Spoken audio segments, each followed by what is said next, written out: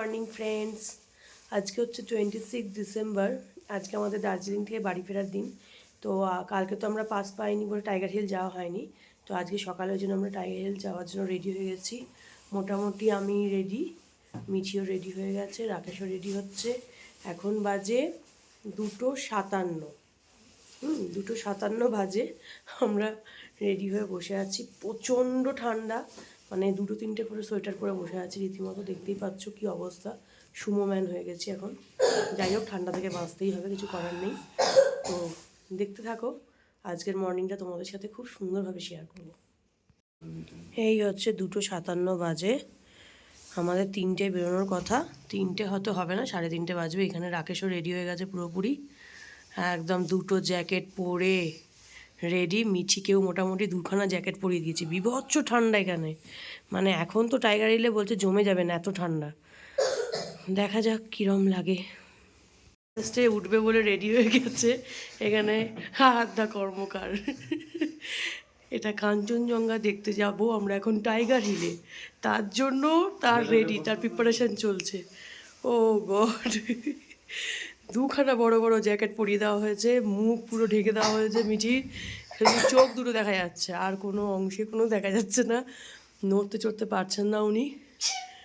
কি অবস্থা ভগবান! ভোর 3টের সময় এই দুটো বাচ্চার কীর্তি দেখুন। এরা হচ্ছে হিমালয় পর্বত আরোহী, এখন হিমালয় পর্বতে উঠতে যাবে, তার জন্য রেডি হয়ে গেছে। তাকাও, গুড মর্নিং বলে দাও একবার। Good morning. দেখো আমার হাত নেই। এই আর এক পর্বতারোহী আসছে।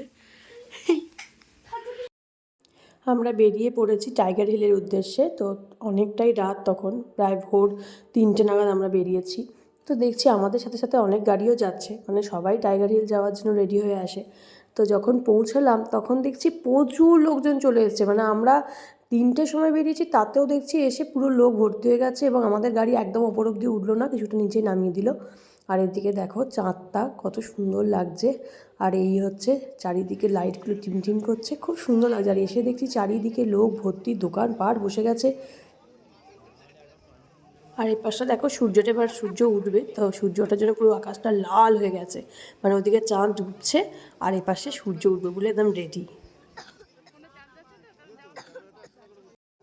এই যে আস্তে আস্তে সানরাইজ হচ্ছে, পুরো লাল হয়ে গেছে আকাশটা। আর যেরম যেরম সূর্য উঠছে তেমনি তেমনি কাঞ্চনজঙ্ঘাটাও আস্তে আস্তে উজ্জ্বল হচ্ছে। দেখাবো তোমাদেরকে সবটা, দাঁড়াও।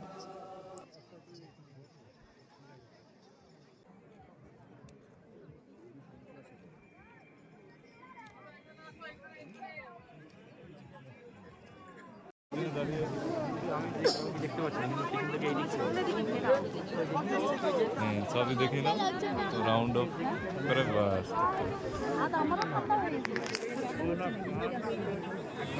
পুরো ঘুরিয়ে না চারদিকে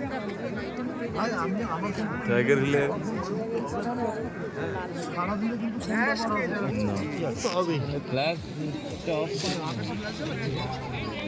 ফ্ল্যাশটা দিয়ে আরো বিচ্ছিরি লাগছে।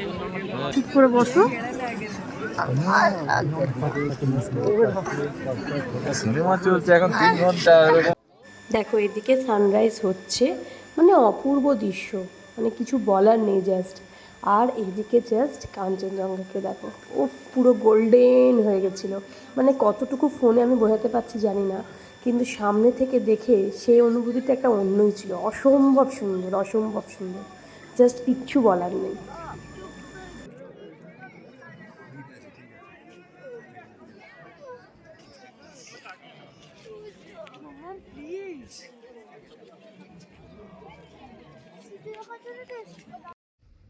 তো টাইগার হিল থেকে অসম্ভব সুন্দর কাঞ্চনজঙ্ঘা আমরা দেখলাম।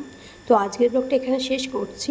লাস্টে আমরা দেখাবো মিরিক ঘুরে, নেপালের পশুপতি মার্কেট ঘুরে আমরা শিলিগুড়ি ফিরবো। তো সেটা লাস্ট ব্লগে আসবে। এখনের মতন টাটা।